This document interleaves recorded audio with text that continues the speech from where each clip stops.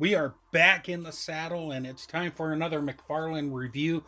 Up on the chopping block today is the Batwoman Beyond with the Build-A-Figure pieces for the End Joker. We're finally getting the leg. Spoiler alert. Ha ha ha ha ha. Actually, I kid. Anyways, let's go ahead and kick things off. Let's go ahead and break down articulation, and then we'll just take it from there, okay? Starting with the head. We got side to side action, rotation that is, and then the actual side to side action. She looks down that much, she looks back that far because of the hair. I have removed the wings for this review so you could see what's going on. The wings will obviously hinder it just a little bit. But in terms of the arms, they go up like so. They go in and out like that, and then they spin all the way around. And then looking at the arms, you do have a bicep cut right there with the shoulder pad attached to it, which is nice. A double bend at the elbow like so. Rotation and a hinge at the hand, and that came out pretty good and really no complaints.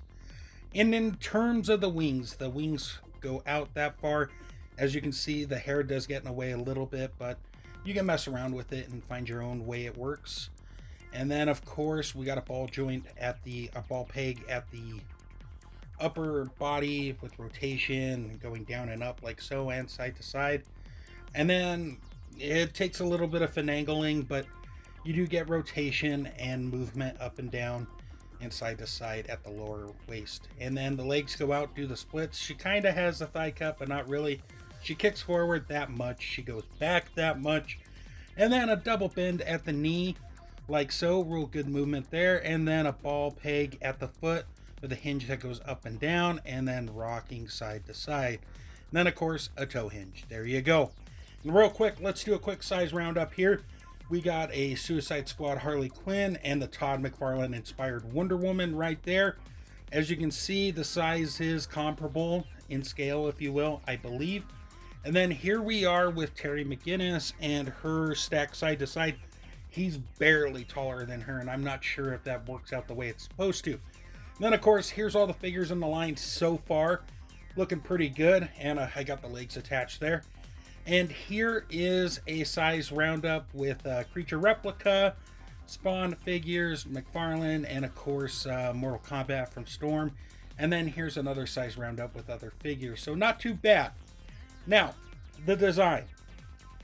She heavily takes from the comic look, but at the same time, she still's got her own Todd flair to it.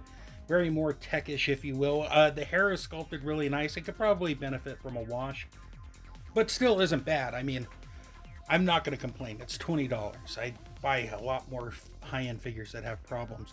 The symbol on the chest is done nice, and it's nice that it's connected to the upper body so it doesn't affect articulation. So I'm all on board with that, even if it does look a little weird and out of place at times. There's a side shot of her arms, nice black, really nothing more to say, a couple sculpted points there. And then of course, here we are again at the wings. They're a nice flat red, I mean, both front and back. They got the peg things that you connect in. And then of course, here it is taken out. Her back piece is extended more, which is kind of weird, but it works if you want it to. And then here are the legs with the boots, and then the belt. The belt's done really well. A little paint there with some reds and silver, so not bad.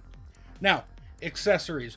We get the card, we get the legs, some hands, some batarangs, and a stand. So nice amount of items there.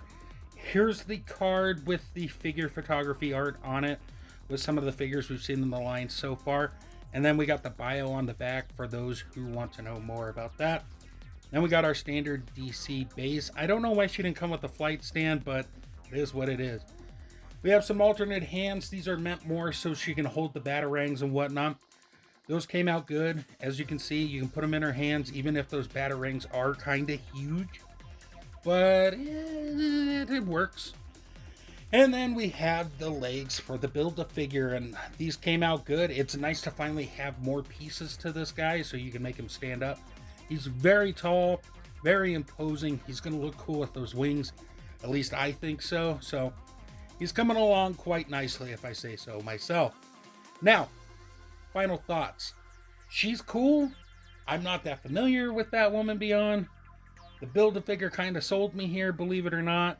So you got to decide if you're going to pick this up for that or a variant down the line. I don't know what that variant's going to be. Everybody thinks it's going to be blue. Could be. We'll see. We'll find out. But it's cool nonetheless. If you have any comments or thoughts, let me know. As always, thank you for stopping by. Check out Comic Crusaders for more fun stuff. And until we meet again, great googly moogly.